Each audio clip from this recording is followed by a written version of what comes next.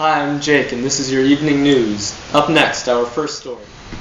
4 students at Torrance High conducted a statistical test to see if the mean GPAs of liberals and conservatives were equal.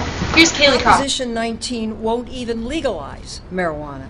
It will still be legal under federal law.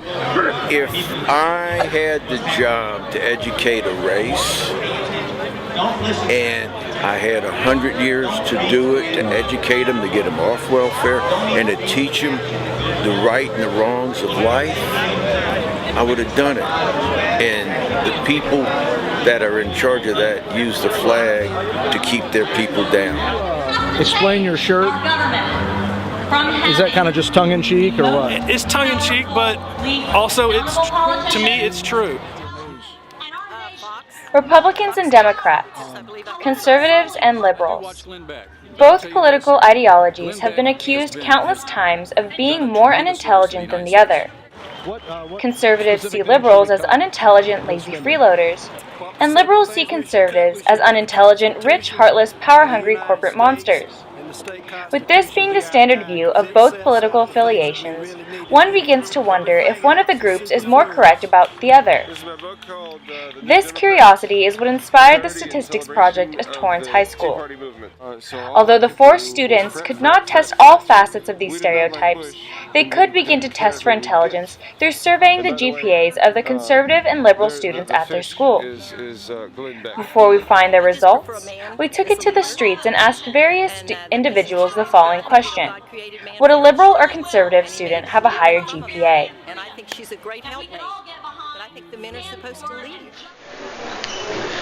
Okay, so the question is GPA and political views. Conservative versus liberal. I've never liked these labels to begin with, and I think that young people tend to think of themselves as so liberal, but then when they get older and they have money that they don't want to give to everybody else, they get more conservative. So as far as GPA, I would venture to guess, which is why I thought this topic was interesting, was that children of conservatives may have higher grades than children of liberals. But I don't know if we're going to find that out, because all the kids are saying they're so liberal and freedom of tolerance of everything and all these things these days. So young people are always more liberal. But anyways, so GPA, I just want everybody to get good grades, and I want everybody to believe whatever they believe, and that's cool. But I'm just saying, did we really find the real truth? I don't think that there is a difference between conservatives and liberals in terms of their GPAs. I've taught for 20 years, and I've met some extremely bright conservative people and some extremely bright liberal people, and discovered that there really doesn't seem to be one outstanding over the other. I think most of my students and the people that I encounter on a day-to-day basis are equally intelligent regardless of their political viewpoint. I think there's definitely a difference in GPAs between liberals and conservative, because liberals tend to be in the smarter classes and actually know what they're doing with their lives. Conservatives would have a higher GPA because people in higher tax brackets tend to be more conservative, which means that they would then be able to have an environment that's stressed college, that's stressed, that had more reading materials in it, so that's why. Okay, so I don't really think that GPA would correlate to any specific side, because as we heard in government class, yes, statistically Republicans tend to have a higher GPA, but I think that has more to do with the fact that Republicans are probably more likely to be wealthy. In academia, of course, we see a ton of liberals. Though either way you swing it, I don't think either side is all that principled. I think they've just chosen two of the most convenient beliefs, not necessarily what they believe in. I'm obviously a libertarian, pretty outspoken about that. And I would say that I became a libertarian through following a set of principles that I adhere to, and it's just a logical progression of those principles. Both parties we have today kind of just pick what's ever popular, not necessarily what's right, what makes sense, or what's consistent. And I think that's a big problem. So I wouldn't say that either side is all that smart, in my opinion. There's certainly great arguments to be made about social democracy, or maybe even legislating behavior, but I mean, in practice, they both kind of fail, and as a result, I disagree with them immensely. Which do I think would garner a higher grade point average, a conservative student or a liberal student? Well, first let's define our terms, okay?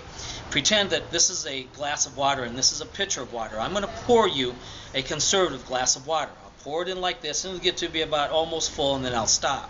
That is a conservative glass of water. Now, I'll get new things. Here's my glass and here's my pitcher. Now I'm going to pour you a liberal glass of water.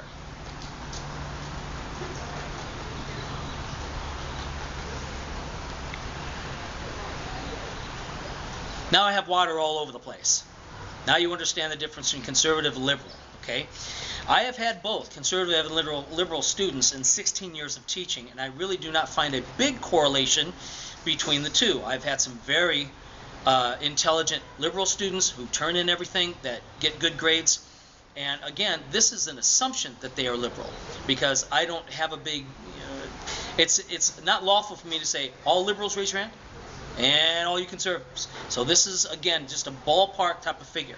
And again, the conservatives, the same thing. I've had some low ability students and folks that, and because the behavior issues are pretty much non-existent here at Torrance High School, really didn't have a whole lot to work with that. Now, in my opinion, a conservative student in the long run will do better than a liberal student, because a conservative student, again, will want to complete what is required of them and then a little more, where a liberal student will desire to do too much, will have the water overflow the glass, and probably mess things up in the way. And I also 2,000 years later. When I was in high school, I was on the wrestling team. My wrestling coach wanted me to rake his yard.